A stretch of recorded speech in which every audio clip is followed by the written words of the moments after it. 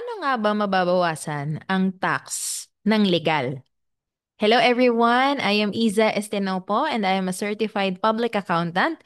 At welcome sa Negosyo at Numero kung saan marami akong isi-share sa inyo tungkol sa accounting at sa tax na applicable for business owners dito sa Pilipinas. So sabi ko nga po kanina, paano nga ba mababawasan ang tax ng legal? So, dito po sa negosyo at numero, pag-uusapan natin yung accounting, yung tax, pero syempre, hindi lang yon. Ang isi-share ko po sa inyo is, of course, strategy ng isang negosyante. So, pag-uusapan natin ngayon, tax optimization, how to legally reduce taxes while increasing capacity. Ayan, so alam po natin na ang taxes po ay talagang normal sa isang negosyo. Hindi po natin pwedeng tanggalin, no? Gaya po ng sinabi ko last week or nung first session natin ay talaga pong kailangan nating magrehistro, kailangan nating mag-comply sa mga tax laws ng ating bansa. And of course, usually ang iniisip natin gastusin siya, 'di ba? O kaya paano ba maiiwasan magbayad niyan? Ayokong magbayad niyan. Hindi ko naman gusto kung saan napupunta and etc. So ngayon po, ngayong session na ito, ngayong episode na ito, pag-uusapan po natin paano nga ba mapababa or paano mababawasan ang tax sa legal na paraan. Alam niyo po, una, klaruhin muna natin. Alam niyo po, meron po kasing tinatawag na tax evasion at saka tax avoidance. Ang tax evasion po, yun yung illegal na paraan in which sinasadya na pababain yung sales o kaya sinasadya na dagdagan yung expenses kahit hindi naman totoong nangyari. So, yung mga paraan na yon in which, in short, kung sasabihin natin yung katotohanan, parang dinadaya, no? So, yun po ang tax evasion at yun po ay illegal. Yun po ay pwede tayong makasuhan, pwede tayong makulong, pwede tayong ma-penalize and everything. So, malaking problema po yan para sa ating negosyo. Sa kagustuhan natin na mapababa yung taxes na binabayaran natin, minsan, ganun po yung ginagawa ng iba in which yun po ay mali po. Pero alam niyo po, hindi naman po madamot si BIR, ano, meron pa rin po tayong mga legal na paraan on how to lower our taxes. Paano mababawasan ang taxes? Meron pong legal na paraan at ang tawag po doon ay tax avoidance. Yan, yung tax avoidance po, it is lowering your tax dues legally by using the legal ways or kung ano yung batas ni BIR, marami kasi siyang mga avenues eh.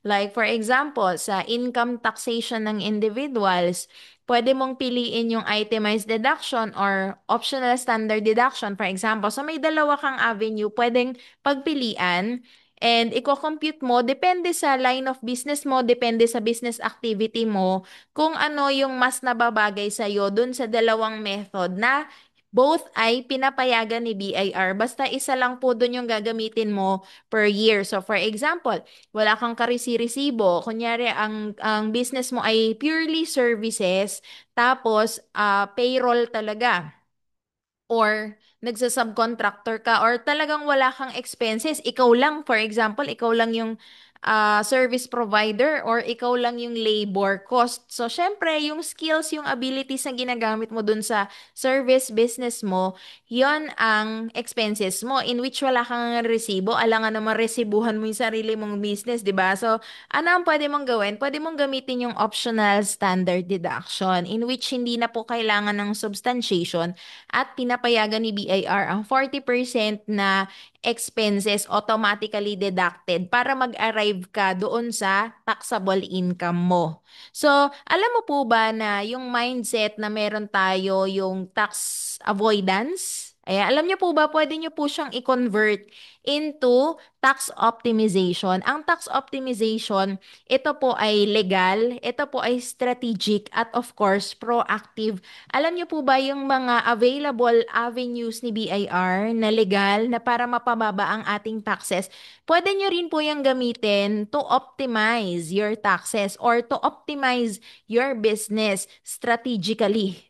So, papaano natin ba yan gagawin, no? So, alam mo ba na kapag ginamit mo yan, pwedeng lumakas yung financial capacity mo, yung mindset mo, mababago, alam mo yon, and everything else. So, dapat, ang tax strategy, di ba gagamitin mo yung tax laws, yung tax compliance mo, yung registration mo.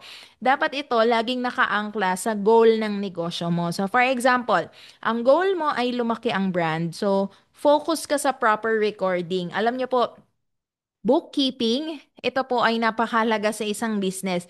Hindi po ito, ano lang, for compliance kay BIR. Kasi nung nag-register ako, kailangan ako magsulat sa columnar and kapag walang sulat yon may penalty. Hindi lang po dahil doon ang bookkeeping. Ang bookkeeping po, kapag meron kang proper bookkeeping, proper recording, may transparency, may credibility, yung mga nangyayari sa loob ng business mo at yun ay ginagamit mo para lumaki ang brand mo. Another, if your goal is cash flow stability, yan, for example, gusto mo maging stable lagi yung cash flow mo. Gusto mo lagi kapag araw ng bayaran, may pangbayad ka, 'di ba? So, alam mo ba na yung mga tax deadlines, pwede mo siyang gamitin for your optimization. Pwede mo siyang gamitin as something na training ground para sa cash flow stability mo, to test your cash flow stability. Kung kailan ba yung tamang timing, 'di ba? So for example, may deadlines ka every 25th of the month, for example. So syempre, ibig sabihin, gagamitin mo 'yon sa loob ng operations mo, sa loob ng finance mo para alam mo kung kailan ka maniningil, alam mo kung dapat kailan ganito, ganyan. So magkakaroon ka ng budgeting and napakaganda na magamit mo 'yan. Alam mo po, maraming gumagawa ng creative accounting. Okay po, pero syempre, yung creative accounting na yan, creative bookkeeping, hindi po dapat napapalitan ang integrity. Dapat para makapag-comply po tayo sa BIR, laging legitimate at tama yung mga expenses natin. Hindi pwedeng gawa-gawa, hindi pwedeng kung saan kinuha, kumuha ng resibo, personal expenses, nilagay sa negosyo. Hindi po ganon. Dapat legitimate and ordinary expenses, ordinary expenses na ginagamit mo talaga sa negosyo mo. Yan ang idinideduct sa computation ng ITR. For example, proper documentation. Alam niyo po ba na ang sales invoice, service invoice, hindi po yan ginawa para lang to comply with the BIR. Alam natin, pag nag-register tayo, we have the authority to print kasi required tayo na magpa-print ng booklets ng mga resibo, ng mga invoices. Pero hindi po yan requirement lang. Yan po ay proper documentation, proper monitoring po ng mga sales na pumapasok sa atin. And at the same time, yung expenses din natin, humihingi din po tayo dapat ng mga proper substantiation na BIR accredited din po, kagaya ng ginagawa natin sa negosyo. Ano pa, syempre dapat consistent ang expense classification. Dito po papasok yung proper bookkeeping at ang proper accounting. So for example, meron kang sasakyan na ginagamit for deliveries. Syempre magagamit mo siya or ma-optimize mo siya, dapat naka-record siya as your business asset. Yan, para masabi at dapat may supporting proof. Hindi lang po sasabihin natin, hindi lang gusto natin. Dapat po ay may documentation. And of course, another thing, what if makita mo sa proper bookkeeping mo, meron kang mga profits, 'di ba? So, for example, na-compute mo, uy, kumikita pala talaga ako ng ganitong halaga. Yung information na yan, na kumita ka, that is another treasure. That is another treasure box na pwede mong gamitin for scaling up your business kasi yung mga profits na yan, hindi lang po yan meant para i-withdraw, para gamitin sa personal expenses, in which okay lang naman yon. Pero kapag nakita mo tong information na to, marirealize mo sa sarili mo, alam mo yung sense ng accomplishment. na ikaw ay may profit. And at the same time, hindi lang po yan para reward yan lahat sa sarili mo. Dapat nire-reinvest din po yan. Ginagamit mo yan para mapalaki o mapascale up ang negosyo mo. Example, kumita ka for the year 2025 ng 1 million for example. O, di ba? So, anong gagawin mo sa 1 million? I-upgrade mo lahat ng mga computers mo, for example, or ng mga sasakyan mo, ipaayos mo, or gamitin mo, bumili ka ng bagong equipment para mag-improve yung speed ng services na binibigay mo for your customers. Alam niyo po, yan mga bagay na yan, in the future, magiging tax deduction mo yan. O, 'di ba? So, ano pa? Of course, growth mo yan. Kapag mas maganda yung equipments mo, mas bago, mas upgraded, or nag-expand ka pa, that will be something na hinding-hindi mo pagsisisihan. And that's tax optimization. And of course, hindi lang yon, yung allowable deductions mo. Usually, 'di ba, ang concern ng mga taxpayers ay ano ba yung mga allowable deductions ko? Pwede pa bang dagdagan 'yan para mas maliit yung babayaran ko? Usually ganun tayo eh. Pero what if ibahin natin yung mindset natin, no? So for example, gawin natin siyang hindi lang siya allowable deduction, kundi long-term positioning din po siya. 'Di ba po? So, syempre alam natin sa sarili natin, gusto natin mababa yung babayaran natin o kaya gusto natin zero, 'di ba? So, paano naman yun kung laging zero yung babayaran natin, 'di ba? Or laging zero yung net profit natin sa books. Paano naman tayo ma-approve for a loan sa bank, 'di ba? So, sa bank, kailangan natin magpasa ng financial statements. And of course, kapag nakikita nila na net loss 'yan, or walang kinikita kasi nga yan talaga yung expenses mo, totoo naman. So papaano ka ma-approve for a loan? So dapat planuhing mabuti. Una, yung operations, di ba? Yung pag-generate ng sales, and of course, yung pagpo-provide ng services, yung allowable deduction, yung expenses, sa operations pa rin yan, di ba?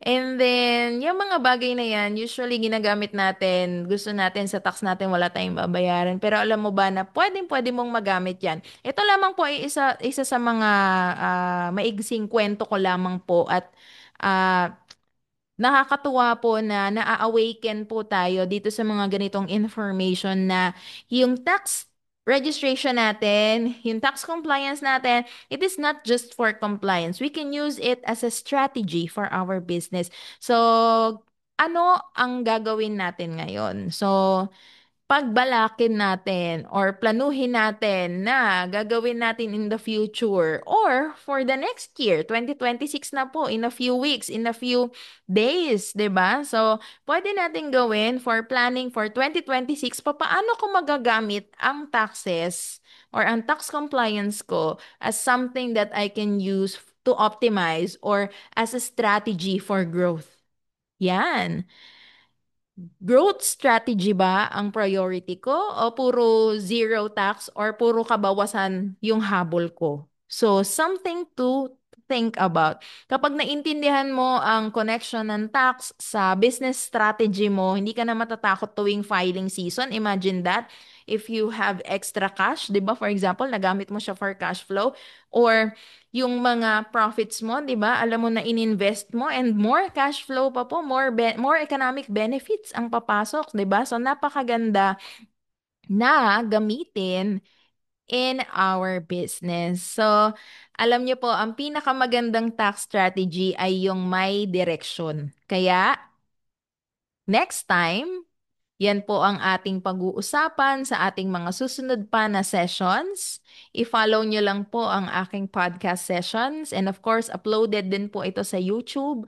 Maraming maraming salamat po. This is Iza Estenopo. I am a certified public accountant and I am here to help you to optimize your taxes and your accounting books. Thank you so much po. God bless us all.